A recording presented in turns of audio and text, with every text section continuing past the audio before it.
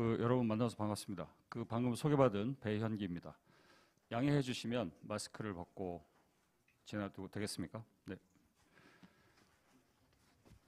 여러분들이 다양한 분야에서 오신 것 같긴 한데, 저는 사실은 금융업계에 직접 또는 간접적으로 한 30년 정도 근무를 해왔고, 현재도 핀테크 회사를 운영하고 있습니다. 그래서 오늘 말씀드리는 규제, 현황, 그리고 바람직한 규제 체계를 전환하는 비즈니스 하는 사람 입장에서, 그러니까 규제 당국자 입장이 아니라 비즈니스 하는 사람 입장에서 그동안에 제가 느껴왔던 거, 그리고 이렇게 됐으면 좋겠다라는 거, 그 두 가지를 오늘 말씀을 드리는 거라고 이해하시면 될 것 같아요.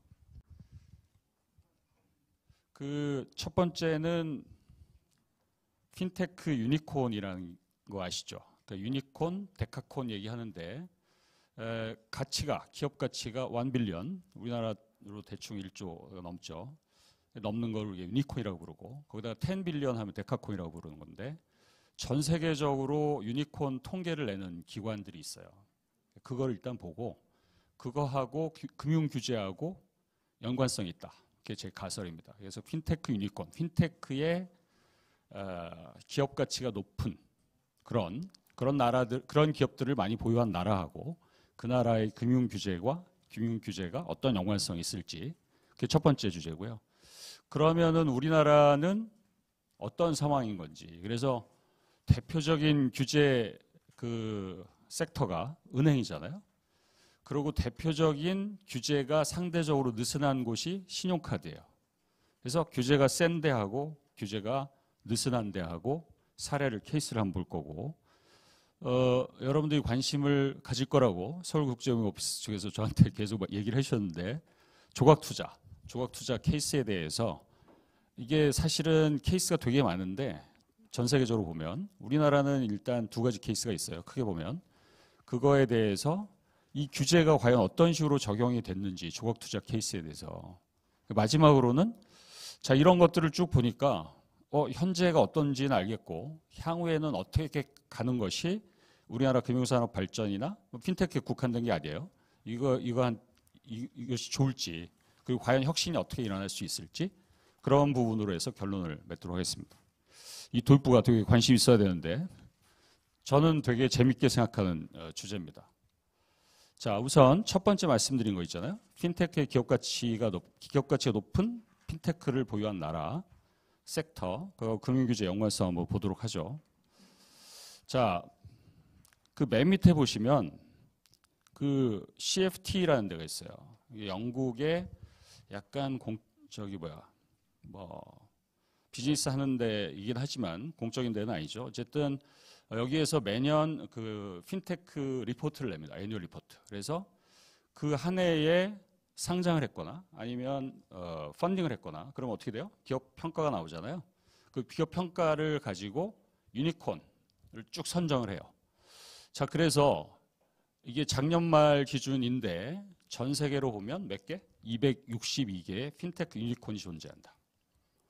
그리고 작년은 어떤 시기였어요?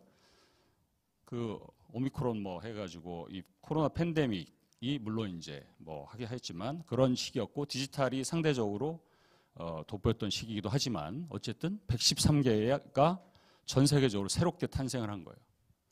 그래서 그거를 쭉 보면 맨 밑에 보시면 이제 섹터들이 쭉 표시가 돼 있죠. 여러분들이 이 섹터를 보면 언뜻 이해가 되는 것도 있고 안 되는 것도 있겠지만, 이 부분에 대한 자세한 설명을 하다 보면 엄청 길어지니까 일단 섹터를 이렇게 나누고, 그 섹터 중에서 유니콘이 제일 많이 나온 데가 어디예요? 페이텍 들어가고, 그 다음에 웰스텍, 크립토커런시, 우리가 이제 가상자산이라고 부르는 거, 그 다음에 챌린저 뱅크 등등으로 해서 섹터가 분포가 되어 있습니다. 그래서 이걸 보면 전 세계적으로 핀테크 영역 중에서 가장 핫한 또는 투자자의 관심이 많은 이런 분야가 어딘가가 나타나는 거죠. 흐름 자체로 보면 페이텍이 여전히 강세고 크립토커런시가 꽤 올라오는 그런 양상을 보이는 거고요. 섹터별로 한번 보신 거고, 그 다음에 이제 제가 말씀드리고자 하는 포인트는 그 새롭게 등장한 유니콘의 분포를 보면 어느 나라가 많으냐. 그래서 여기 보시면 113개가 새롭게 유니콘으로 등극을 했는데 그 중에서 나라별로 탑5예요. 어디가 제일 많아요? 미국이 제일 많죠. 어떤 사람은 이걸 보고 그럴 거예요. 아니, 당연히 미국이나 중국이 경제 규모가 크니까 완투잖아요. 그럼 거기서 제일 많이 나오는 게 당연한 거 아니냐. 물론 그렇게 볼 수도 있어요. 사이즈를 볼 수 있는데 거기서 벗어나는 나라들이 또 존재하는 거죠. 영국 같은 경우. 그렇죠? 그리고 이스라엘 같은 경우. 자, 이렇게 미국이 제일 많고 영국이고 그다음에 인도고 독일이고 이스라엘이고 이런 식으로 분포가 돼 있단 말이죠. 자, 여기에 이제 제 가설이 등장합니다. 이 핀테크 유니콘이 많은 특히 새로 등장한 그 나라의 규제 체계와 관련이 있다라고 말씀드리는 거고, 우리가 보통 그 금융에서 포지티브, 네거티브 이게 언뜻 개념이 안 들어올 수도 있는데 네거티브는 뭐예요? 포지티브는 뭐예요? 보통 열거주의라고 얘기하는 거고 정해진 것만 할 수 있는 거죠. 열거되어 있지 않으면 법적 근거가 뭐야? 법의 근거가 없으면 못해. 법의 근거가 있어야만 하는 거죠. 네거티브는 뭐예요? 법의 근거가 없더라도 금지되어 있지 않으면, 금하지 않으면 할 수 있는 거예요. 그래서 우리말로는 뭐라고 번역합니까? 네거티브를 포괄주의다 이렇게 번역을 하는 거죠. 그래서 이 나라들의 특징이 뭐냐면 금융 규제 체계에 있어서 포지티브가 아니라 네거티브를 취하고 있는 나라다. 그렇게 말씀을 드리고 싶은 거고. 자, 그러면 우리나라의 현 주소를 보면 맨 밑에 보시면 핀테크 지원센터에서 핀테크 기업 편람을 내는데 최근 거는 제가 못 봤고 가장 최근 거가 2020년 기준으로 편람이 있어요. 편람은 보신 부분 아시겠지만 여기에는 484개가 등록이 되어 있습니다. 그 중에 유니콘은 앞에서 이제 우리가 전 세계적으로 262개, 그 중에서 2개. 어디죠? 여러분 다 아시는 두나무하고 토스. 여기가 유니콘으로 되어 있습니다. 우리나라 핀테크 한 500여 개 중에서 2개. 전 세계 262개 중에서는 2개. 이렇게 딱 올라 있단 말이죠.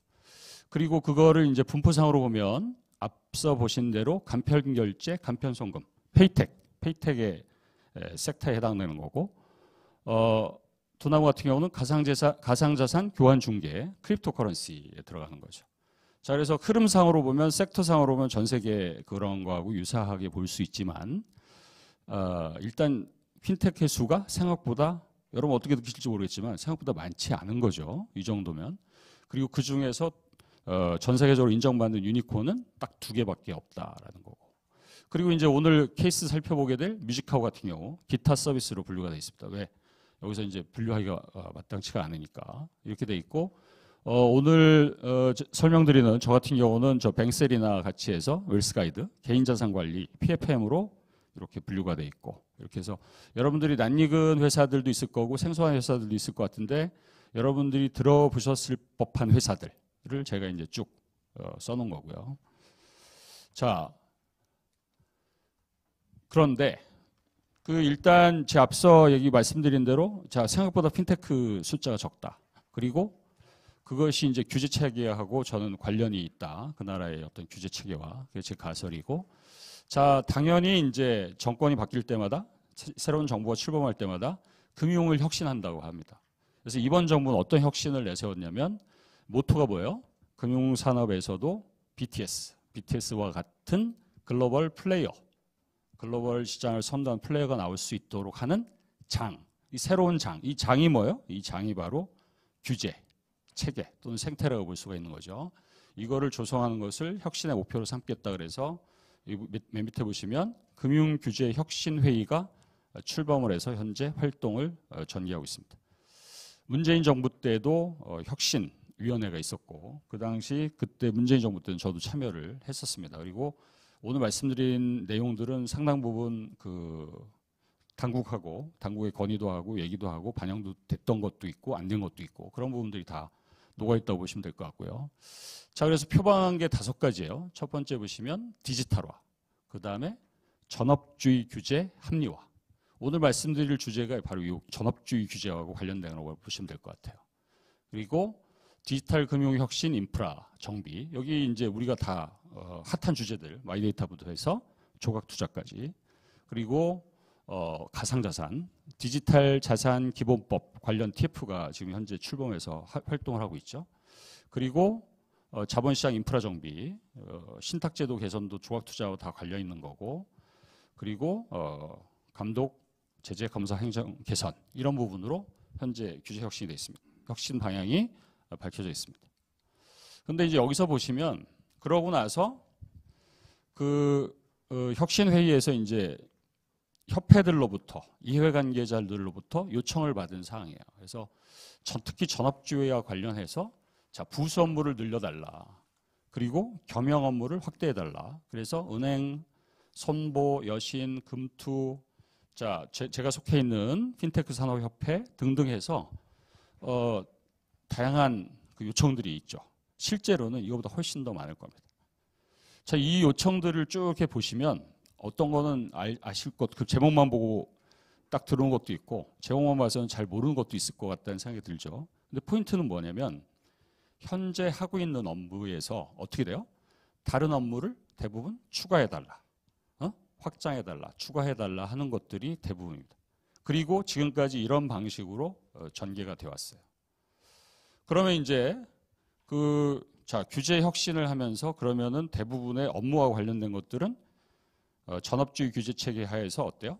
겸용 또는 부수 업무를 어디까지 확장해 줄 거냐, 그리고 어디까지 허용해 줄 거냐, 이런 식으로 논의가 형성돼 가는 겁니다.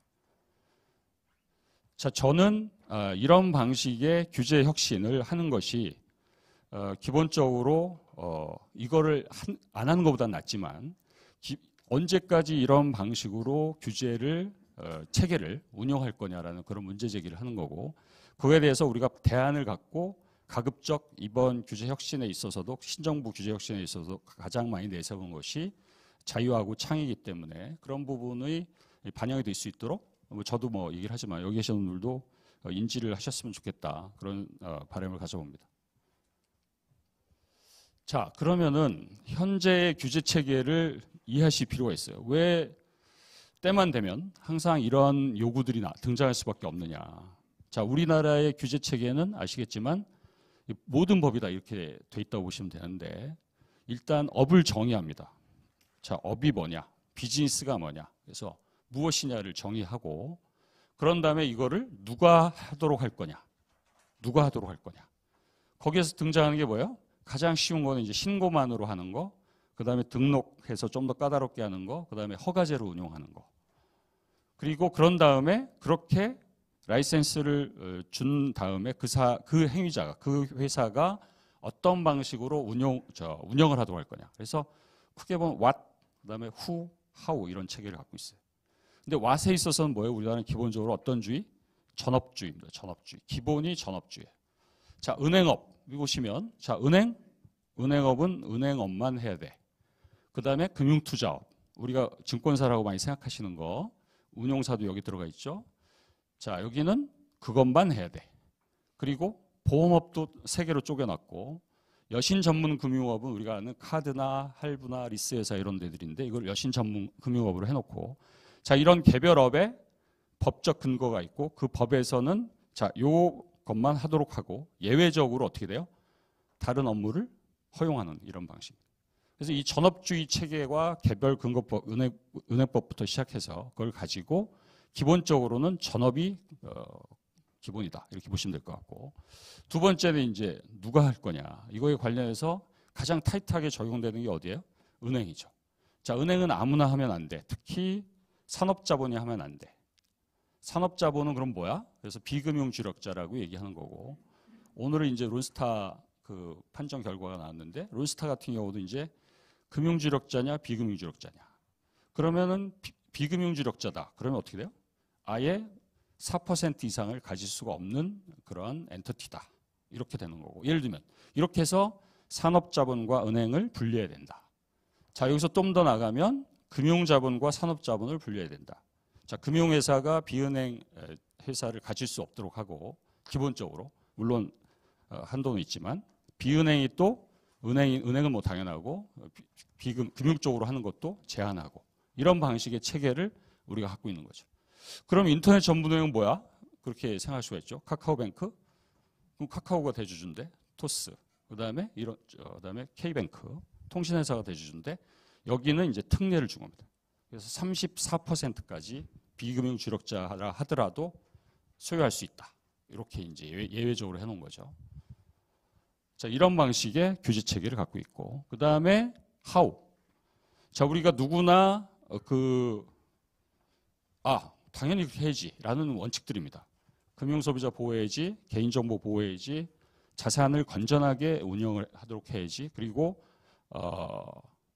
금융 위기가 와도 기본적으로 버틸 수 있는 충분한 자본을 갖고 있어야지. 그래서 이런 것들을 하기 위해서 쭉 하고 있습니다. 그래서 근데 이제 여기서 잘 납득하기 어려운 것들은 이런 거죠.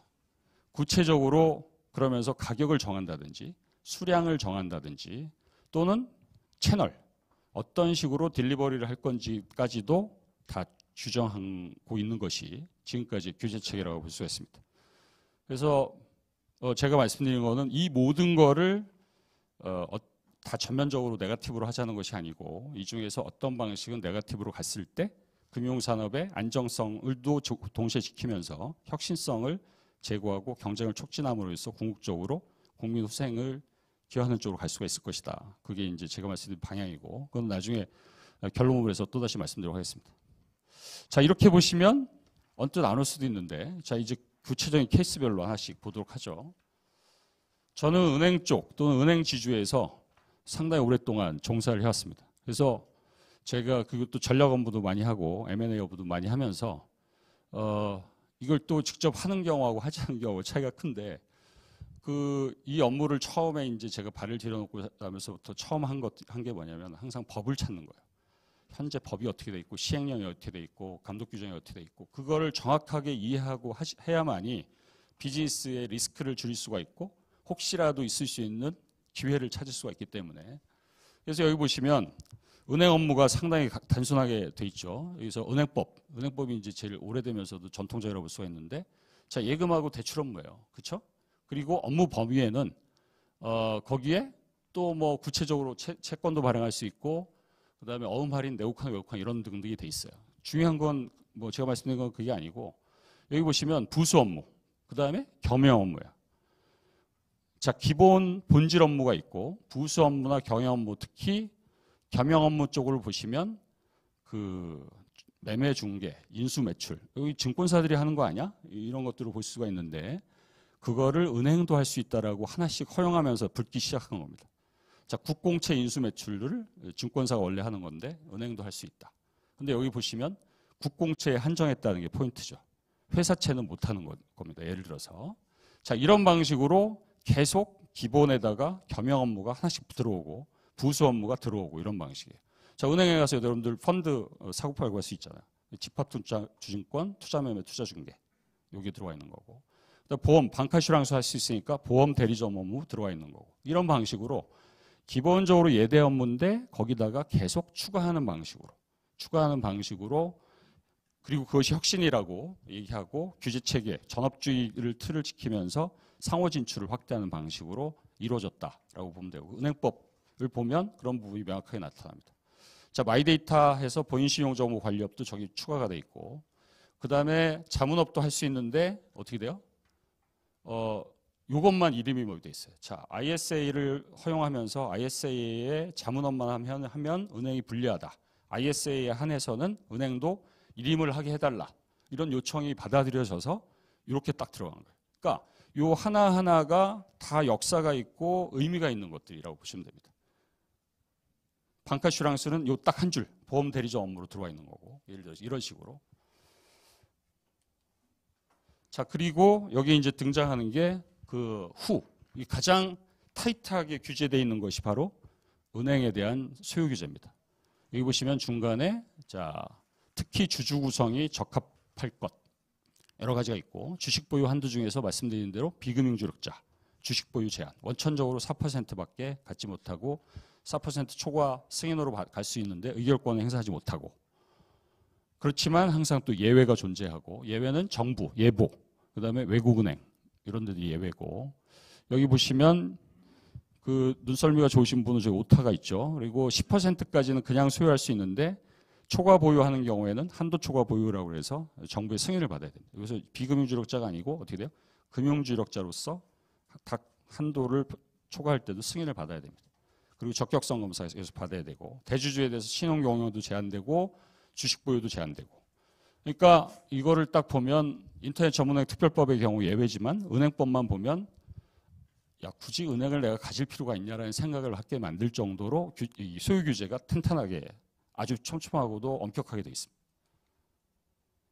자, 그리고 우리가 이제 하우는 어떻게 돼요? 가장 큰 게 이제 국제적으로 BIS 규제라고 하는 거. 거기서 BIS 규제 요구하는 것이 자본의 충분성, 자산의 건전성, 그다음에 유동성. 특히 유동성 같은 경우는 글로벌 금융이 터지고 나서 상당히 강화됐죠. 자, 이런 부분이 법으로 담을 수 없는 부분은 규정으로 해서 상당 부분 돼 있고, 이런 것들이 다 방해되어 있습니다. 그리고 상대적으로 영업행위라든지 금융사고 예방이라든지 이런 부분은 그 타이트한 편은 아닌데 그때그때 필요에 따라서 계속 강화시켜 오고 있다고 볼 수 있습니다. 자, 그리고 중요한 또 포인트, 금산분리하고 관련해서 중요한 포인트는 은행은 기본적으로 다른 회사 주식의 얼마? 15%를 이상을 가질 수 없다. 자, 이거를 또 오버라이드하는 게 뭐예요? 금산법이라고 있습니다. 금융산업발전기본법이라고 있는데 금산 분리를 적용하는 거는 5%를 넘어서 갖지 못합니다. 5%를 넘어서 가지면서 지배하는 경우를 금하고 있고 20% 넘어서는 아예 가질 수가 없습니다. 그러면 은행 같은 경우는 5%에서 걸리고 15%에서 걸립니다. 그러니까 달리 허용해주지 않으면 어떻게 돼요? M&A 회사를 특히 금융 관련이 아닌 허용된 업종이 아닌 회사를 인수하거나 투자하기가 상당히 어려운 구조로 돼 있다라고 보시면 됩니다. 그리고 여기 보시면 15% 초과 가능한 건 대부분 다 허용된 열거된 업종에 한해서 할 수 있습니다.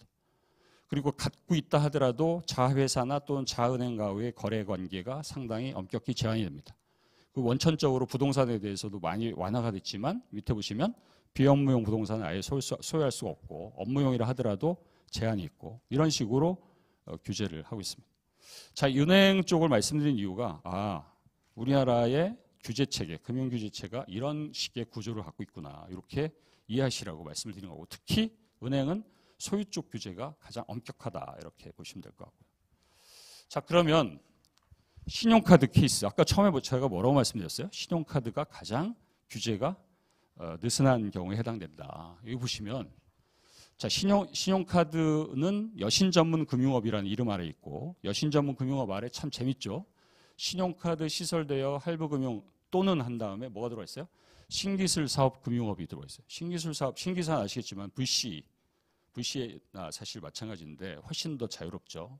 그래서 투자하시는 분들이 VC 방식으로 하시다가 또 신기사를 많이 하시는데 약간 이질적일 수 있는데 이게 또 같이 들어와 있어요. 규제책이 아예. 어쨌든 그거는 변론으로 하고 자, 신용카드업은 뭐냐? 신용카드를 발행 관리하고 그다음에 가맹점을 모집 관리한다. 신용카드에서 대출도 해주는데 밑에 보면 부대 업무에 회원에 대해서 자금을 융통할 수가 있다. 그리고 이렇게 딱 돼 있죠. 그래서 대출 업무를 할 수 있다. 이게 이제 신용카드 얘기인데 그 밑으로 쭉 내려와서 자, 여전 업무 안에 신용카드는 어떻게 돼요? 허가제예요. 그리고 할부, 리스 이런 것들은 신기사는 등록이고 근데 그 밑에 보시면 그 신용카드가 할 수 있는 것들에 대해서 열거가 돼 있는데 자, 집합투자업부터 자문업, 신탁업 쭈쭈쭈 해가지고 다 있어요. 자, 무슨 얘기냐면은 그 신용카드에 대해서는 기존에 나와 있는 전업주의 하에서 체계하에 있는 모든 특히 자본시장 업무와 관련된 업무들 포함해서 대부분의 업무들 특히 투자 관련 그리고 증권사 관련한 것들이 대부분 들어와 있고 대출 중개도 들어와 있고 다 있어요. 그러니까 이것만 보면 신용카드는 현존하는 거의 모든 업무, 은행 업무 빼놓고 이거를 다 할 수 있는 것처럼 돼 있어요. 그리고 또 부수 업무 쪽으로 가면 여기 보세요. 자, 여행 뭐 당연히 보시면 아시죠. 카드사 다 하는 거 실제 써보시면 아시죠. 여기 보시면 부동산 임대, 카드 발급 대행, 그리고 광고 대행 거의 모든 업무를 또 하도록 해놨어요. 자, 왜 이런 일들이 벌어졌을까? 왜 신용카드는 이렇게 거의 모든 업무를 하도록 해놨지? 라는 생각이 들 수 있잖아요. 그래서 제가 던지는 질문이 신용카드 규제는 왜 저렇게 전업주의 하에서 집합투자업까지 허용할 정도로 돼 있느냐. 자, 그게 바로 이유가 있습니다. 2015년에 신용카드 부수 업무의 네거티브 전환을 발표했어요. 그러니까 제가 지금까지 금융산업에 종사하면서 네거티브를 어디에 적용하겠다라고 한 유일한 케이스입니다. 자, 신용카드에 대해서는 네거티브를 전환하겠다고 발표를 했어요. 2015년 5월에. 그리고 밑에 저 아래 보시면 자, 현행, 이게 당국 자료입니다. 현행은 열거주의로 해서 다 이렇게 할 수도 해놨다. 근데 개정 방향은 뭐예요? 포괄주의. 포괄주의는 뭐예요? 자, 이거에 해당하는 거 말고는 다 하도록 허용하겠다. 그러면서 나온 게 자, 신용카드의 경영 건전성, 금융시장 안정성, 중소기업 적합업종. 야, 중소기업 적합업종이 들어간 게 지금 유의할 대목이죠. 카드사가 다 할 수 있다고 중소기업 그 하는 영역까지 들어가가지고 하는 건 좀 심하지 않냐. 이제 충분히 사회적으로 합의를 할 수가 있는 거죠. 자, 이렇게 해서 그러면은 이제 열거주의가 싹 사라지고 이렇게 네거티브로 가겠구나라고 해서 이제 기대를 가졌던 거고 발표를 했는데 결과적으로 어떻게 돼 있어요? 결과적으로는 이렇게 다 열거한 겁니다. 여기 보시면 자, 법에는 근거가 있어요. 자, 기존의 인력이나 자산을 활용하는 업무로서 신고를 하지 않고 마음대로 할 수 있다. 신고도 하지 않아서 할 수 있는 거고 그거를 금융위가 정하는 업무에서 감독 규정에 별표로 들어가 있습니다. 앞서 말씀드린 그 나열된 것들이 다 별표에 들어가 있는 것들이에요. 자, 무슨 얘기냐면 처음에 네거티브 규제로 전환하겠다라고 발표를 했는데 실제적으로 반영이 된 건 어떻게 반영이 됐어요? 일일이 다 열거하는 식으로 반영이 됐다는 거죠. 그럼 앞으로도 계속 그런 방식으로 할 수밖에 없는 그런 현재 규제 체계 하에서 보면 뭐 일부에서는 이렇게 하는 것도 방법이지 않냐라고 생각할 수 있지만 저는 이게 꽤 문제가 있다라고 보는 겁니다. 이런 방식으로 해서 하는 것이. 그리고 그럼 신용카드 회사들이 이렇게 무한정 허용된 부수 업무나 경영 업무를 실제로 하고 있느냐? 현실은 그렇지 않아요. 하고 있지 않아요. 그러니까 허용만 해주고 허용만 받았을 뿐, 할 수 있을 뿐 실제로 이런 업무를 관련하기 위해서 신고를 하거나 등록하거나 아니면 신고하지 않고 하고 있는 거나 한 것들은 상당히 제한적입니다. 그것도 왜 그렇지? 약간 궁금증이 드는 부분이죠. 자, 중요한 거는 왜 이렇게 신용카드에 대해서 이런 네거티브 규제라든지 이런 시도들이 있었고 실질적으로 그렇게 많은 업무가 허용되었느냐 이런 건데 그거는 히스토리가 있습니다. 배경이 있습니다. 아시겠지만 신용카드는 유일하게 가맹점 수수료와 관련해서 법에 근거해서 정부로부터 뭘 받아요? 가격 규제를 받습니다. 가맹점 수수료를 자기가 못 정하죠. 못 정합니다. 특히 소형 가맹점도 그렇고 대형 중소형 가맹점에 대해서. 그래서 그 규제가 도입이 되면서 신용카드 쪽에 대해서 어떻게 돼요? 이렇게 해가지고 어떻게 비즈니스를 하냐 이렇게 되는 거고. 그러니까 어떻게 되겠습니까? 규제자 관점에서는 반대급부를 준 거죠. 야, 가격 규제라는 이상한 규제를 도입하는 대신에 업무상에 있어서 규제를 풀어주겠다. 이런 방식으로 해서 일종의 바터 방식으로 해서 이런 구조로 신용카드 쪽의 규제 완화가 이루어진 겁니다. 그 후로도 가격 규제가 계속 이루어질 때마다 신용카드 쪽에 대해서 새로운 규제 완화가 업무 영역의 확대라는 이름으로 해서 범위가 확대되는 그런 방식으로 전개된 거예요. 자, 그럼 이런 방식으로 이 규제가 운영되는 것이 맞냐라는 의문을 가질 수밖에 없는 거죠. 저는 신용카드 쪽에 직접 종사한 적은 없지만 M&A는 해봤는데 이런 생각을 당연히 가질 수가 있는 거고요. 자, 그러면 자 이제 그 우리가 새로운 영역이라고 얘기하는 조각투자 쪽에 대해서 규제 체계가 어떻게 작동하는지 보도록 하겠습니다. 자, 조각투자는 뭐예요? 우리가 그 영어로는 fractionalization이죠. 쪼개는 거죠. 자, 내가 어떤 물건을 사려면 우리가 뭐 주식도 액면가가 너무 높으면 액분을 하고 그 다음에 가격이 너무 높으면 쪼개가지고 하도록 하잖아요. 부동산 같은 경우도 이제 우리가 대표적으로 쪼개면 훨씬 더 어떻게 돼? 유동성이 높아지죠. 유동성이 높아지면 밸류도 높아질 수가 있고. 자, 그래서 부동산의 경우에 프랙셔널라이제이션 이 엄청 이미 전 세계적으로는 확대되고 있고, 그리고 이제 저작권 같은 경우, 자, 부동산도 쪼개는데 나머지 쪼개지 못할 게 없죠. 모든 권리는 다 쪼갤 수가 있는 거죠. 그래서 조각 투자라는 우리는 이제 조각 투자라고 번역을 하는데 처음에 이제 이거를 카사코리아가 들고 왔고 현재는 샌드박스로 2개 더 들어왔고 규제 특구해서 부산 쪽 규제 특구로 해서 한 군데가 들어와서 4개가 지금 이걸 하고 있는데 자, 이거를 어떻게 돼요? 중소형 상업용 건물. 자, 부동산 중에서 유동성이 떨어지는 대표적인 게 바로 뭐예요? 이 중소형 상업용 부동산. 대형 부동산 오피스는 어떻게 돼요? 뭐 여러 가지 방식으로 해서 유동할 수도 있고 거래도 되고 하는데 중소형 상업용 부동산 대표적 유동성이 떨어진다. 이걸 쪼개면 유동성이 높아지고 그 다음에 건물주가 될 수 있다. 뭐 여러 가지 뭐 등장하는데 그래서 중소형 상업용 건물에 한해서 이거를 이제 허용해 준 건데 어떤 방식이냐면 자 건물주가 신탁회사한테 자기 거를 넘기죠. 처분 신탁을 하고 처분 신탁을 하면 신탁회사는 자 처분 신탁에 근거해서 수익증권을 발행하는 유동하는 거죠.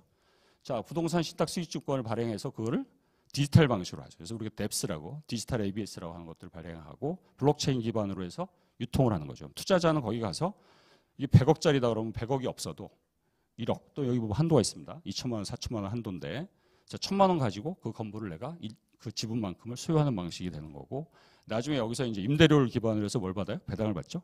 그 다음에 이게 만약에 매매 차익이 일어나면 캐피탈 게인도 받죠.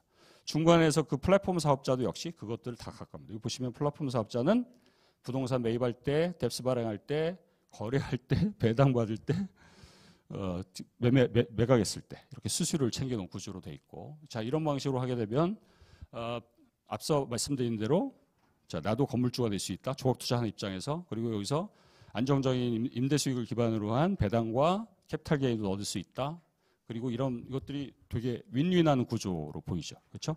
그래서 이렇게 했는데 여기 중요한 거는 한도를 줬어요. 자 이거를 전면하는 거 그렇고 여기 보시면 5천억 한도입니다. 개별 회사당. 그러니까 그렇게 되면 이건 이 한도는 밸런스 기준이니까 어떻게 돼요? 개별 회사 입장에서는 최대한 이제 계속 돌리면 훨씬 더 이익이 나는 그런 구조인데 어쨌든 이 부분에 있어서 선두주자는 아시겠지만 카사코리아고 그리고 나머지 세계 업체가 있고 그렇게 구성이 되어 있습니다. 자, 이거 관련해서 규제가 이제 어떻게 적용이 되냐면 이 부분에 대해서 좀 들여다보시면 아시겠지만 이 엄청난 특례입니다. 보시면 앞서와 같은 구조가 가능하기 위해서는 보시면 자, 규제가 어떻게 되어 있어요? 자, 일단 신탁업자가 이 금전 신탁 수익증권만 발행합니다. 부동산 신탁 수익증권은 발행을 할 수 없어요. 법에 신탁회사는 저것만 발행할 수 있어요. 자, 이거를 밑에 보시면 이거를 특례를 줬어요. 자, 부동산 처분 신탁 수익증권도 발행할 수 있다. 법에는 금전 신탁 수익증권만 발행할 수 있는데 그렇게 해서 특례를 줬고 자, 그다음에 그 카사코리아 같은 이런 데가 뭘 합니까? 투자자를 끌어모으기 위해서 계약 체계를 권유하잖아요. 그 과정에서 신탁회사가 아닌 자가 계약 체계를 권유한다든지 투자 중개가 아닌 업자가 이런 매출 중개를 한다든지 특히 중요한 건 뭐예요? 거래소 시장 개설, 플랫폼으로 해서 시장 개설 자체가 자본시장법상 불가능합니다. 우리나라는 거래소만 거래 업무를 하도록 되어 있습니다. 법에 지정을 딱 해놓기 때문에 자 이런 모든 규제가 현재 규제고 그거를 어떻게 보면 이 플랫폼 사업자가 자 플랫폼을 통한 권유, 그다음에 공모주선, 매출 중개, 시장 개설 이것까지 다 특례를 허용해 준 겁니다. 그러니까 지금까지 나온 규제 샌드박스 중에서 자본시장법에 그리고 개인정보보호법까지 걸려요. 개인정보보호법상은 어떻게 돼요? 정보의 그것들이 삭제를 해야 되는데 이 거래 기록이 유지가 돼야 되니까 이것도 삭제하지 않아도 된다. 그래서 자본시장법상의 여러 가지 조항 그리고 개인정보보호법상의 조항까지도 오버라이드 할 수 있도록 샌드박스를 허용한 거예요. 그 상당히 지금까지 했던 샌드박스 중에서 가장 파격적인 그런 걸 볼 수가 있습니다. 자, 그런데 어떤 일이 발생하겠습니까? 이 뮤직하우 문제가 발생한 거죠. 뮤직하우가 대대적인 광고를 하고 투자자들 끌어모으고 하는 과정에서 끊임없이 무슨 논란이 있었냐면 이 불법성 논란이 있었어요. 불법성이라기보다는 합법성. 자, 포지티브 체제하에서 그냥 저렇게 마음대로 해도 되나? 이런 지적들이 계속 있었고 그러다 보니까 어떻게 돼요? 그 시작은 알 수 없으나 금융위가 이 케이스를 뮤직하우 케이스를 가지고 이제 리뷰를 하게 된 거죠. 자, 이 리뷰를 하고 나서 올해 4월 20일 날 어떻게 돼요? 조치를 내놓습니다. 자, 뮤직하우를 우리가 들여다봤어. 들여다보고 났더니 이런 법 위반 소지가 있었어라고 한 거고. 그럼 뮤직하우 케이스는 어떤 케이스냐? 프랙셔널라이제이션, 조각 투자예요. 저작권을 유동한 거죠. 저작권을 유동화해서 다수가 투자하도록 한 거고. 보시면 원래는 어떻게 됩니까? 저작권 원보유자하고 누구하고 관계만 존재했어요? 저작권 협회하고 관계만 존재했던 거예요. 자, 저작권 보유자, 제가 뭐 가수든 작곡가든 뭐 작사자든 협회로부터 자, 저작권을 신탁하고 저작권료를 분배받는 그런 구조였는데 이 둘 사이에 누가 들어가요? 뮤직하우가 들어가는 거죠. 뮤직하우의 자회사인 뮤직하우 에셋이 그 저작권 보유자로부터 저작권을 사들이고 그거를 협회에 신탁한 다음에 거기서 발생한 것들을 다시 플랫폼을 통해서 여러 투자자들로부터 팔고 거래를 시키고 그런 다음에 그 거기서 나온 거를 저작권 운부자에게 대금을 지급하는 그런 구조로 해서 됐던 거죠. 그러니까 사실은 원리는 부동산이나 뭐 저작권이나 그것이 어떤 권리든 사실은 다 동일한 거라고 볼 수가 있습니다. 근데 거기에 적용되는 법이 이제 앞서 말씀드린 대로 자본시장법이 되는 거고, 자, 이 자본시장법에 있어서 이제 판단을 어떻게 내렸냐면 일단 증권성이 있느냐, 증권성이 있어야 자본시장법이 적용 대상이 되는데, 자, 이 저작권 양도, 저작권 유동화 이거는 저작권과 관련된 거는 투자 계약 증권에 해당된다. 그래서 이거는 증권성이 있다. 근데 그러면 증권성이 있는데 그거에 관련된 조치가 여기 보시면 앞서 말씀드린 대로 공모, 매출 중개, 거래 이런 등등에 있어서 어떻게 돼요? 모두 다 허가를 받아야 되는데 그걸 하지 않고 한 거죠. 그렇게 되기 때문에 여기 보시면 자, 증권임에도 불구하고 이거를 자, 포지티브화해서 그 근거가 있는데 그것 허용되지 않았는데 허용되지 않은 업무를 한 거고 그거에 대해서는 어떻게 돼요? 과징금, 과태료 부과 등의 제재 조치를 할 수 있는데 유예를 시켜줬죠. 유예를 시켜주고 그 안에 충족을 해라. 6개월 내에 충족을 하고 다만 현재 서비스는 유지하는데 확대를 하지 마라. 새로운 건 하지 말고 이런 것들을 다 충족했다는 것을 감독원과 증선위에 보고를 하고 그걸 받으면 그 다음에 할 수 있다. 그리고 또 비즈니스 확대할 수 있다. 이렇게 했죠. 그러고 나서 그냥 두면 안 되잖아요. 가이드라인을 만든 거죠. 그래서 가이드라인 어떻게 했냐면 자, 조각 투자 등 신종증권 사업 가이드라인을 만들고 그 가이드라인에 쭉 합니다. 자, 우리가 부동산 살 때 어떻게 합니까? 구분 등기 할 수 있잖아요. 그렇죠? 그리고 그건 내가 향유할 수도 있고 처분할 수도 있잖아요. 근데 그 사이에 누군가 개입이 돼서 하게 되면 그거는 증권성에 해당이 된다라고 보는 겁니다. 그래서 여기 보신 대로 뭐 콘도라든지 부동산이라든지 이런 거를 지분을 나눠 가지고 투자하고 그걸 이용하는 것 자체는 증권성이 아니다라고 본 거고 그 사이에 개입이 돼서 그 수익권 또는 이것들 근거로 해서 그거를 배분하고 처분하고 하는 것들은 다 자본시장법에 적용을 받는다. 그럼 자본시장법에 적용을 받으면 그거에 대해서 중개를 하는 것인지 거래를 하는 것인지 운용을 하는 것에 따라서 어떻게 돼요? 그 법에 열거된 투자중개업, 집합투자업, 거래소 허가를 다 받아야 된다라는 겁니다. 자, 현실적으로 이거 받을 수 있어요? 받을 수 없으니까 뭘 해야 됩니까? 앞서 말씀드린 부동산 4개 업체처럼 샌드박스를 받아라. 결국에 샌드박스로 예외를 받아야 되는 거고 샌드박스를 받을 때는 앞으로 우리가 금융당국이 금융위가 이러한 요소를 고려하겠다. 혁신성, 필요성, 투자자 보호체계, 발행시장, 유통시장 분리. 이 체계를 갖춰야 된다. 이 체계를 갖춰야 샌드박스도 해줄 거다. 이렇게 되는 겁니다. 그래서 조각 투자 케이스, 부동산의 경우는 앞서 말씀드린 샌드박스로 했고 저작권 유동화하는 경우는 이 뮤직하우 케이스는 그 샌드박스를 통하지 않았기 때문에 이 규제 체계를 기본적으로 갖춘다는 전제에서 샌드박스를 사실 받아야 되는 걸로 저는 이해를 하고 있고 왜냐하면 이거를 충족할 수가 없어요.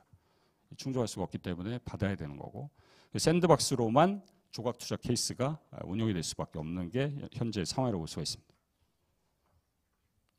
이거 들으시면서 질문이 되게 많으실 것 같은데 질문은 다 끝나고 한꺼번에 하도록 하겠습니다. 자, 이게 현재예요. 그러면은 자, 여기까지 쭉 보시면 가장 그 규제가 세다는 은행업 규제의 본질이 사실 소유 규제이고 그 다음에 규제가 가장 느슨하다는 신용카드업은 그런 히스토리를 갖고 열거주의로 해서 엄청나게 많은 업무들을 열거해놨고 그 다음에 이제 우리가 새롭게 이제 하려고 하는 뭐 부동산의 조각투자, 저작권의 조각투자, 뭐 앞으로 뭐 다양한 조각투자가 나올 수가 있죠.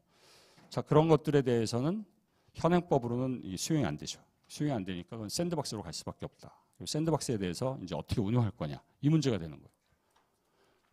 자, 여기서 이제 등장하는 게 자, 포괄주의로 가는 게 현실적이지 않을 수 있으니까 꽤 시간이 걸리고 뭔가 규제체계 변화가 필요하니까 그 사이에 어떻게 돼요? 열거주의, 포지티브하고 네거티브 그 사이에 존재하는 게 뭐냐면 이 샌드박스라는 겁니다. 규제 샌드박스. 아시겠지만 샌드박스는 연구에서 처음 실시한 거고 그 다음에 우리나라 체계에서는 법으로 안 되는 거를 예외로 해가지고 금융혁신지원특별법이라는 법을 만들고 그 법 하에서 앞서 말씀드린 대로 자본시장법 같은 경우 그 여러 가지 위반이 해당이 되잖아요.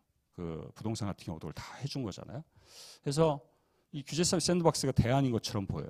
근데 과연 대안이냐라는 문제제기를 제가 하는 건데, 자, 여기 보시면 이게 핀테크 지원센터가 실무를 합니다. 그런 다음에 감독원, 금융위가 거쳐서 여기 보시면 자, 신청서 접수해요. 혁신금융심사위원회 거쳐요. 금융위원회가 최종적으로 해요. 자, 3번을 거쳐요. 혁신심사 소위, 혁신심사위원회, 금융위원회. 그런 다음에 부가 조건을 붙일 수도 있고 해서 한시적으로 2년 동안 이걸 연장 가능합니다. 2+2+1 해가지고 최대 5년까지 연장이 가능한데 이거를 운영을 합니다. 그런 다음에 문제점이 발견되면 개선을 하고 그다음에 괜찮아? 그러면 이제 법을 고칩니다. 되게 합리적이죠. 되게 합리적이처럼 보이는데 중요한 건 뭐냐면 저 앞에 여기서 드러나지 않은 거 있잖아요. 정식 신청을 하면 이 프로세스로 가는데 정식 신청 전에 창구지도가 작동을 할 수가 있습니다. 무슨 얘기 알겠어요? 그 앞서 말씀드린 부동산 케이스를 말씀드리면 자, 부동산 유동화, 조각투자 되게 좋은 방식이잖아요. 그거를 상업용 부동산이 아니라 다른 부분에도 좀 확대할 수도 있을 것 같다는 생각을 해보는데 그러니까 어떻게 돼요? 저들 포함해서 그걸 딱 보고 이게 있었구나. 그리고 이게 되는구나 해서 이제 어떻게 돼요? 신청을 엄청 많이 하는 거죠. 그 신청을 엄청 많이 하면 저 신청까지 안 가고 그 전에 이제 사전 검토 단계가 있어요. 사전 검토 단계에서 신청을 쫙 받은 다음에 이게 너무 많은 거죠. 이렇게 한꺼번에 많이 샌드박스를 해주면 좀 불안할 수 있잖아요. 그래서 저 정식 신청 가기 전에 거기서 스크린이 이루어지는 겁니다. 그러니까 샌드박스는 일단 해보고 문제가 있으면 고치고 아니면 괜찮으면 법에 반영해서 포지티브 시스템을 탄력적으로 운영하겠다는 취지인데 포인트는 뭐냐면 여기 이제 창구지도가 작동을 하게 되면 아예 정식 신청까지도 못 갈 수가 있다. 그게 현실일 수 있다. 그게 현실이다. 라는 게 이제 지금까지 제가 경험한 그런 거라고 볼 수가 있고. 그래서 항상 제도는 자, 앞서 말씀드린 대로 그러면 자, 열거주의가 문제가 있어? 샌드박스로 해봐. 샌드박스 해서 엄청나게 많은 기업들이 새로운 업무를 하고 있어요. 실제로. 저도 마찬가지고. 근데 또 다른 새로운 업무를 하는 과정에 있어서는 여전히 샌드박스가 새로운 인허가로 작동할 수 있는 그런 문제가 있다. 그러니까 샌드박스가 대안일 수는 있지만 그것이 해결책은 아니다라는 게 현재 규제 체계의 저는 정확한 진단이라고 봅니다. 자, 그러면 어떻게 가야 되느냐? 현재 보시면 우리는 이 포지티브 구조화에서 있고 포지티브는 어떻게 돼요? 이게 뭐 많이 그 인터넷에도 보면 등장하는 그림이기도 합니다. 자, 허용된 것만, 열거된 것만 할 수 있는 거예요. 그거 앞서 말씀드린 대로 어떤 체계를 갖고 있다? What, Who, How 이렇게 열거돼 있어요. 그러니까 똑같은 업무를 새로운 방식으로 뭔가 하자고 해도 열거가 안 돼 있으면 힘든 겁니다. 대표적인 게 디지털이죠. 디지털 온라인. 사실은 법이 탄력적이면 온라인이든 디지털이든 오프라인이든 사실 동일하게 적용되는 게 맞는데 어쨌든 그러다 보니까 어떻게 돼요? 누구한테 유리합니까? 기존 업무를 하고 있는 데한테 절대적으로 유리한 체계입니다. 일단 그 문을 통과하면 돼. 일단 그 문을 통과하면 그다음부터는 먹고 사는 게 보장이 되는 거예요. 그러니까 뭘 하게 돼요? 밑에 보신 대로 렌트 시킹을 하게 돼요. 이 라이센스를 최대한 따려고 거기서 경쟁을 하게 되고 딴 다음에는 그다음에 어떻게 돼요? 이걸 최대한 지키기 위해서 하게 되는 거예요. 자, 이쪽은 어떻게 돼요? 여기는 자, 원칙 허용이고 예외 금지입니다. 그래서 그것이 만약 세이프티 이슈가 있다든지 그다음에 시큐리티 이슈가 되는지 프라이버시, 사운드니스 이런 부분의 거가 아니면 기본적으로 다 허용한다. 이렇게 되는 거예요. 그러면 어떻게 됩니까? 훨씬 더 어떤 부분이 경쟁이 일어날 수밖에 없죠. 기득권을 갖고 있다 하더라도 이 기득권이 항상 어디에 노출돼요? 경쟁 압력에 노출될 수밖에 없고 그러다 보니까 혁신하지 않을 수가 없는 거예요. 자, 이런 구조가 제가 보는 미국이 가장 이 시스템이 잘 돼 있고 영국의 경우에도 조금 다르긴 하지만 거기에 이제 근접해 있고 이런 구조입니다. 왜 미국의 새로운 기업들이 막 등장을 하고 새로운 서비스가 막 등장을 하겠어요? 법이 필요가 없는 거예요. 법에서 하지 말라는 것만 안 하면 되는 거예요. 그리고 하고 나서 문제가 되면 어떻게 돼요? 나중에 당국이 개입을 합니다. 그러니까 최근에 나온 경우 이제 코인과 관련해서 마찬가지잖아요. 코인 그냥 하고 스테이블 코인도 마찬가지인데, 스테이블 코인이 약간 머니 같아? 그럼 스테이블 코인에 대해서는 양거 들여다봐야겠다. 일단 시장에서 나온 거고, 그런 다음에 들여다보고 이걸 어떻게 그럼 규제를 하자. 이렇게 해가지고 만드는 방식인 거예요. 우리는 사전적으로 하고 싶어서 하는 게 아니라 허용이 돼 있지 않으면 그 시도 자체가 아예 안 되는 그런 구조고, 거기에 있어서의 어떤 차이는 크다라고 보는 겁니다. 자, 그럼 어떤 방식으로 해야 되느냐? 제가 아무나 금융업을 또는 핀텍을 하도록 하자는 게 아니고, 여기 보시는 대로 그 업무의 정의 부분에 있어서 이 부분을 대폭 터야 된다는 겁니다. 그러니까 무엇을 하는지는 시장의 수요에 따라서, 소비자의 요구에 따라서 하는 것이 맞고, 그 다음에 가장 결정적인 거 이거예요. 상품은 어떻게 구성해야 되고 가격은 어떻게 하고 이런 세팅, 특히 채널을 제한하는 방식으로 해서. 아시겠지만 우리나라는 지점에서만 하도록 되어 있는 게 있고, 방문 판매를 해서 하는 것도 방문 판매가 허용된 것만 되어 있습니다. 오프라인, 온라인을 명확하게 구분하고 있고, 그래서 온라인의 경우에 대해서 아까 말씀드린 대로 은행은 인터넷 전문의 특별법의 경우에는 절대로 오프라인 점포를 설치하지 못하도록 되어 있습니다. 인터넷으로만 해라. 모바일하고 PC로만 해라. 이렇게 되어 있는 거고. 자, 이런 부분에 대해서는 이 규제 체계를 고치는 게 좋겠다. 그러면은 이걸 무한정 가느냐? 그게 아니고, 이거 보시는 대로 이 오른쪽 게 매우 중요해요.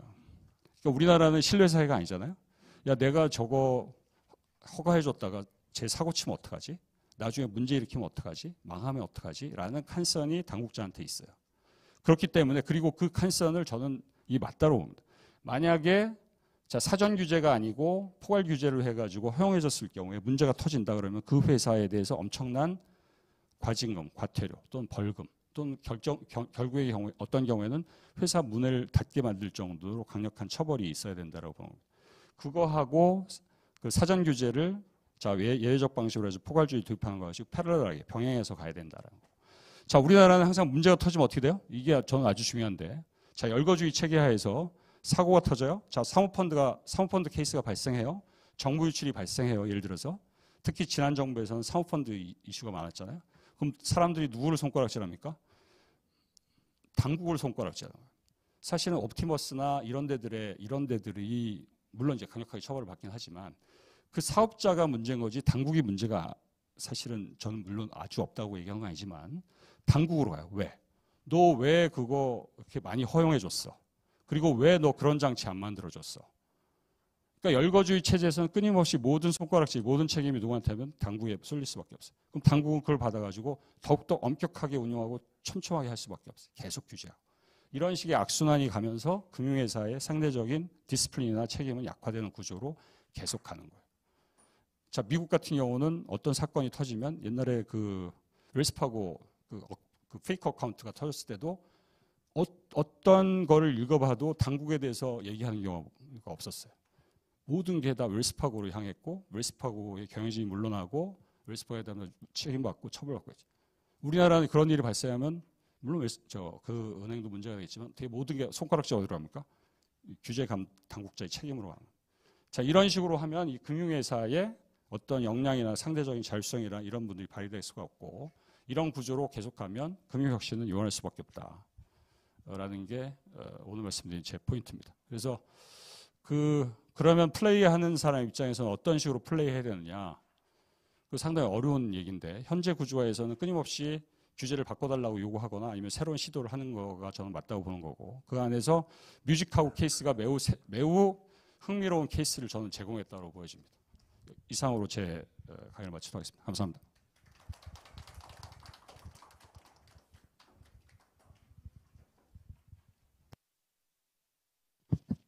네, 귀한 강의 굉장히 감사합니다. 오늘 굉장히 좀 좋은 내용이 다뤄진 것 같아서 여러모로 좀 참여해주신 분들께 도움이 많이 됐었으면 좋겠습니다. 저희가 이제 Q&A 좀 진행을 할 것 같은데 빠르게 좀 질문 받아보도록 하겠습니다. 혹시 뭐 질문 있으신 분 손 들어주시면 거수해주시면 저희가 마이크 넘기도록 하겠습니다. 혹시 질문 있으십니까? 질문 있으신 분 있으신가요? 네.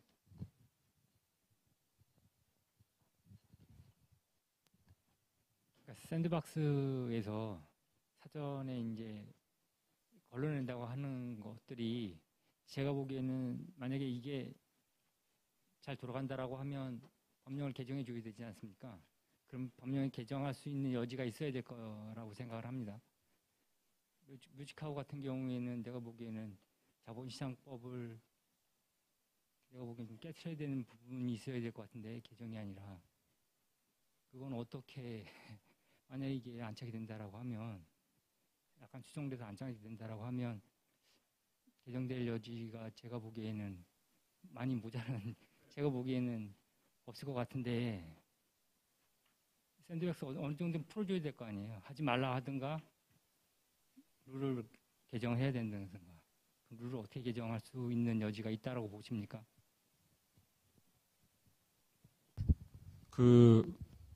일단은 그 앞서 말씀드린 부동산 쪽도 그렇고 뮤직하우 케이스도 있어서 지금 전 세계적으로는 사실은 프랙셔널라이제이션하고 그 디지털 특히 이제 그 크립토 커런시는 좀 약간 다른데 그 STO 방식으로 해서 그 디지털 ABS가 됐든 아니면 디지털 SS 쪽을 되게 키워야 된다는 얘기가 많이 있고 이미 되고 있잖아요.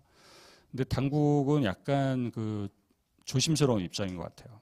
앞서 말씀드린 대로 디지털 자산 기본법 그거를 일단 정비하고 그 위에서 자본시장법이라든지 말씀하신 대로 그렇게 해서 가는 체계를 머릿속에 그리고 있는 것 같아요. 그러니까 기존의 열거주의 체제에서. 그렇다고 보면 당장 그 법 개정이 이루어지고 하기는 꽤 시간이 걸 수밖에 없는 구조인 거고 그러면 현실적으로는 이제 샌드박스가 그 대안일 수 있는데 샌드박스는 또 어떻게 돼요? 지금 우리가 법 개정 작업을 하고 있는데 그리고 정책도 좀 더 정비를 해야 되는데 라고 하게 되면 이 샌드박스의 운용에 있어서 어떻게 합니까? 조심스럽게 할 수밖에 없죠. 일단 좀 기다려봐. 일단 좀 현재까지 해서 놔두고 그 좀 더 추이를 보자. 현재 상태는 정확히 그렇습니다. 그러고 이제 법 개정과 관련해서는 저도 이제 6년 전에 5년 전이죠. 그때 참여하면서도 얘기를 했었는데 실질적으로 뭐 국회의원들은 잘 모르겠는데 그 당국자들은 이 포괄주의 쪽 네거티브 가는 거에 대해서 상당히 그 걱정들이 많아요. 걱정이 많아요. 그러니까 그거를 또 어떻게 고쳐야 되는지 방법 논상에 있어서도 상당히 고민을 많이 하고 그래서 다만 이제 제가 생각하는 방식 중에 하나는 현재에 있는 법이 다 오프라인 기반입니다. 모든 대부분의 법이 오프라인 기반이에요. 그러다 보니까 거기다 어떤 방식으로 하냐면 디지털 또는 온라인을 얹겠다라는 생각을 하는 거예요. 근데 저는 그렇게 접근하면 끝도 없다라고 보는 거고 오프라인이든 온라인이든 우리가 앞서 말씀드린 금융소비자 보호 이거는 오프라인이든 온라인이든 똑같이 지켜져야 되는 원칙이잖아요. 그렇잖아요. 그리고 그 회사의 어떤 정보 보호 문제라든지 세이프티, 프라이버시 문제라든지 이거는 오프라인, 온라인으로 상관없이 특히 온라인이 더 클 수도 있지만 똑같이 적용돼야 되는 거예요. 그러니까 일단 발상을 온라인, 오프라인이 다르다. 다르게 접근해야 된다는 발상을 버려야 법 개정 작업도 훨씬 더 쉬워진다라는 거고요. 그렇기 때문에 그런 부분을 제가 보기에는 그 현실적으로 이게 이루어지려면 누군가 컨트롤러 또는 코디네이터 하는 사람이 필요합니다. 저는 금융권에 오래 있어서 자본시장법이 상당히 진통을 겪으면서 자본시장법이 만들어졌는데 자본시장법이 만들어질 때 모든 금융법을 통합하겠다고 했었어요. 원래 금융법을 통합하려고 했었고 통합하는 게 어려우니 자본시장법부터 하자. 그리고 단계적으로 하자라고 했던 것이 현재까지 이른 겁니다. 그러니까 당국자도 그렇고 저같이 시장에서 계속 있었던 사람들도 현재 금융법 체계, 규제 체계는 문제가 많아. 이거 다 인정을 해요. 그러고 나서 근데 그걸 한꺼번에 좀 고쳐야 되는데 라고 생각을 하는데 누구도 엄두를 못 내고 있는 겁니다. 그렇게 보시면 되고 그다음에 그런 관점에서 금융소비자 보호법을 보시면 금융소비자 보호법도 일종의 펑셔널리 다 모든 업권을 오버라이드 하는 건데 금융소비자 보호법도 현재 문제가 매우 많아요. 왜냐하면 기존 체계 하에서 금융소비자 보호법을 만들었기 때문에.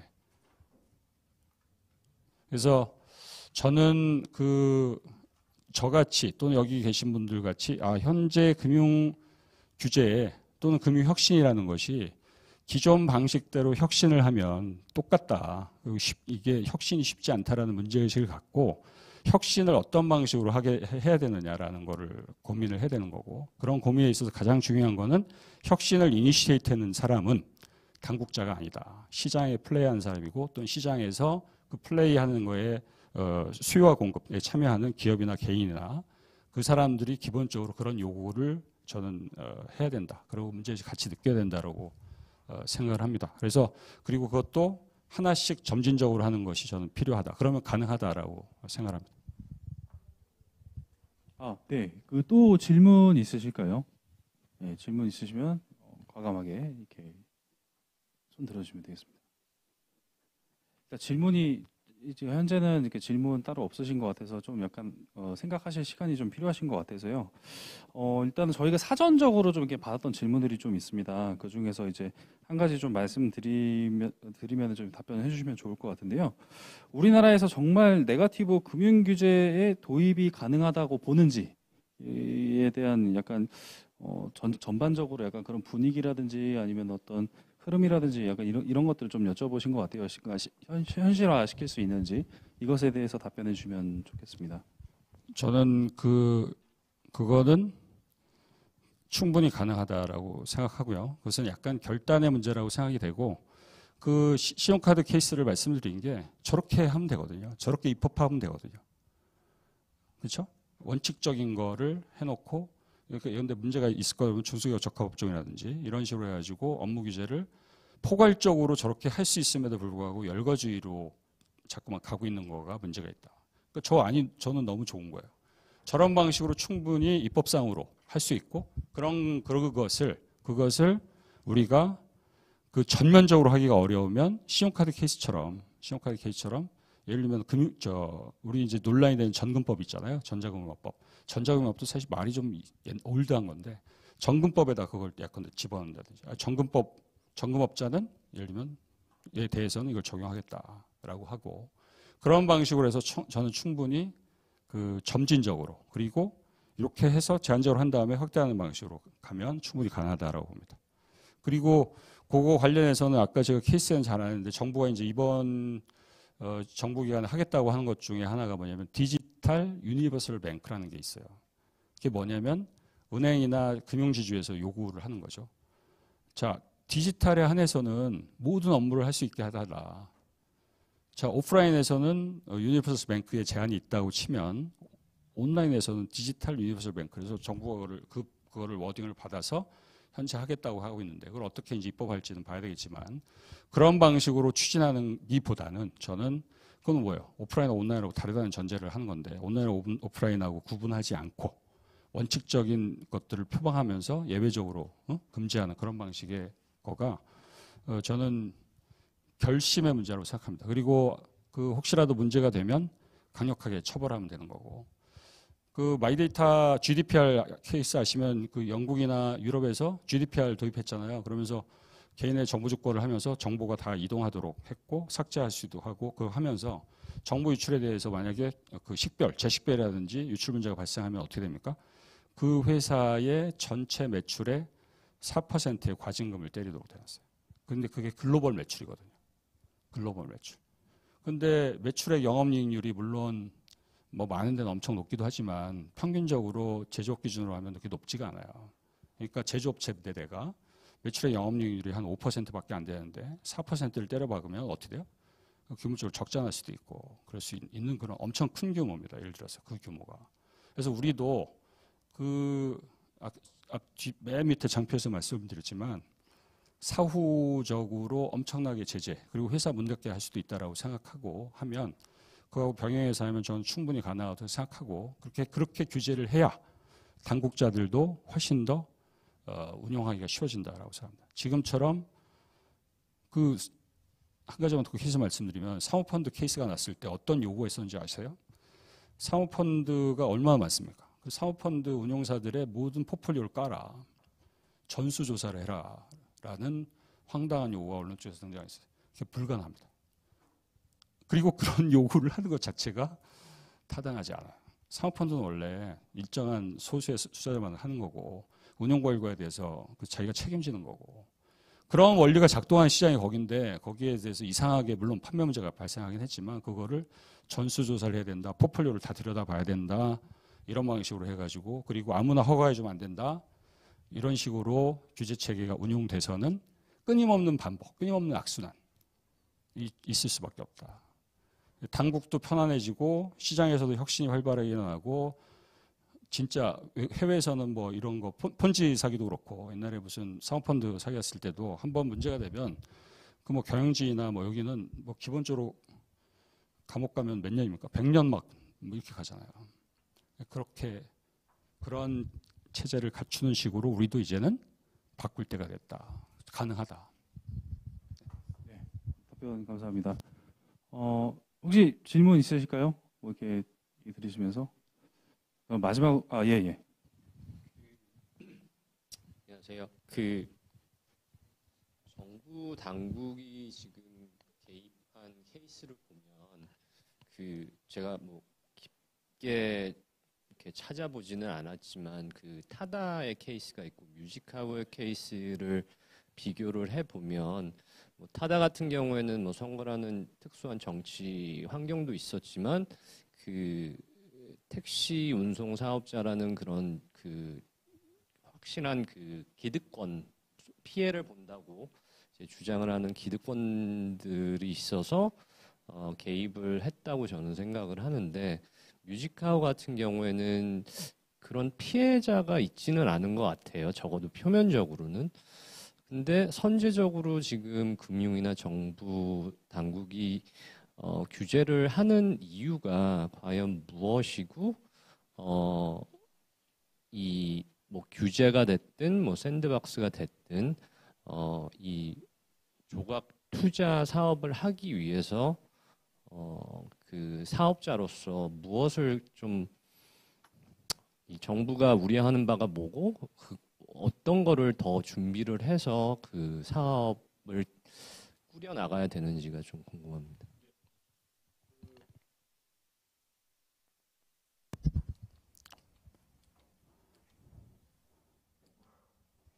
사실 문제가 없었잖아요.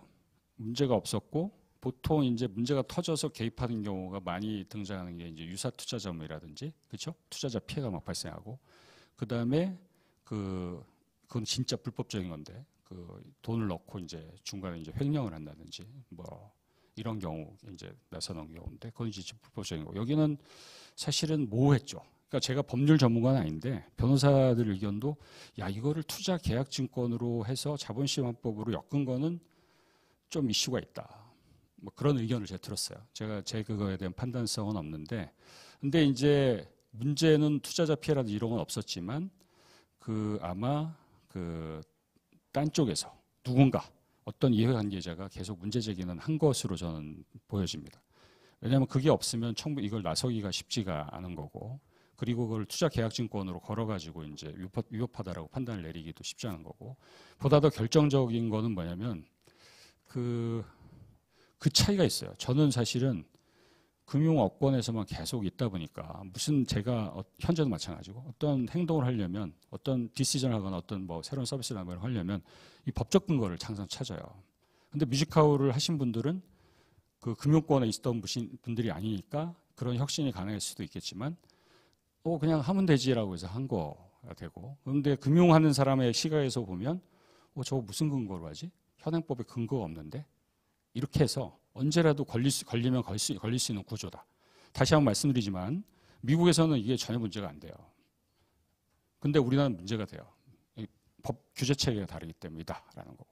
그렇기 때문에 우리나라는 당국이 그냥 건드리지 않아서 그렇지 뭐든지 문제를 삼을 수 있으면 삼을 수 있는 구조입니다. 그러니까 포지티브니까. 실제적으로도 그런 일들이 많이 발생을 합니다. 그래서 일단 그거에 대한 백그라운드를 이해하시면 될 것 같고 그 다음에 이 규제 샌드박스나 아니면 뮤직하우 케이스나 이게 이제 가장 문제 삼는 거는 제가 이해하기로는 요 뮤직하우의 자회사가 뮤직하우 에셋인데 물론 이제 자기는 이게 불리했다 거래하고 그래서 뮤직하우 쪽에 문제가 생겨도 원래 원천적인 권리하고는 단절이 돼 있다라고 하지만 100% 자회사인 상태에서 단절이 되는 게 맞냐. 그래서 일단 당국이 가장 컨서너에 하는 건 체크 앤 밸런스라고 생각합니다. 저기를 자르는 게 맞다. 앞서 부동산 케이스하고 차이는 뭐예요? 부동산은 다 다릅니다. 그 뎁스 플랫폼을 하는 그 플랫폼 사업자들이 기본적으로 뭐 발행하고 유통을 하지만 여기는 신탁회사하고 분리돼 있고 돈도 계좌관리기관에 따로 위치돼 있어요. 그러니까 당국이 항상 컨설하는 건 뭐냐면 한 사람이 모든 걸 다 하게 되면 사고의 개연성이 매우 높다는 겁니다. 그러니까 기본적으로 앞으로도 하더라도 내가 모든 걸 다 해서 모든 걸 다 먹겠다라는 생각보다는 가급적이면 다 나누는 게 좋습니다. 특히 이제 당국이 문제 삼는 거는 발행자가 동시에 또 유통도 시킨다. 그리고 또 하나는 뭐냐면 그 저작권에 대해서 강사할 때는 거래하고 발행하고 분리시키고 발행에 대해서 충분히 정보를 공시한 다음에 그 정보가 시장에서 어떻게 돼요? 평가가 되도록 해야 된다. 그래서 누구의 음원이 뭐 올랐다. 그럼 그거에 대해서 시장 거래소를 기준으로 하면 누구 합니까? 애널리스트가 물론 다 커버는 못하지만 평가를 하죠. 자, 이거는 누구는 바이라고 하고 누구는 셀이라고 하고 누구는 뉴트럴이라고 하듯이 다 나오죠. 근데 이런 구조에서는 어떻게 돼요? 깜깜이 투자가 있을 수밖에 없고 그런 인프라가 없는 상태에서 한 사업자가 여기는 다 쪼개놨지 않습니까? 여기는 뮤직하우스 케이스는 사실상 동일인이 모든 걸 하는 구조고 그래서 앞으로도 이런 종류의 비즈니스를 기획하고 하는 경우에는 저는 그 체크 앤 밸런스 그리고 투자자 보호 관점과 정보를 어떻게 생성하고 실제로 거래하는 과정에서 기본적으로 자본시장법이 지향하는 원칙들을 어떻게 준수할 거냐 지킬 거냐 그 차이가 저는 매우 크다고 생각합니다. 그래서 여러 가지 가이드라인을 내세웠지만 정부 쪽 가이드라인 중에서 정부가 가장 칸선이 높은 건 뭐냐면 제일 마지막 거라고 저는 보는 거죠. 투자자 보호 체계는 뭐 당연한데 그 전제하에서 발행하고 유통을 동시에 하는 거는 이건 문제가 있다. 그래서 향후에는 그 이번 건 조각 투자라든지 이 가이드라인과 관련해서 임플리케이션이 있다 그러면 그리고 향후에 방향성을 제시한다 그러면 저는 그 부분이라고 생각합니다.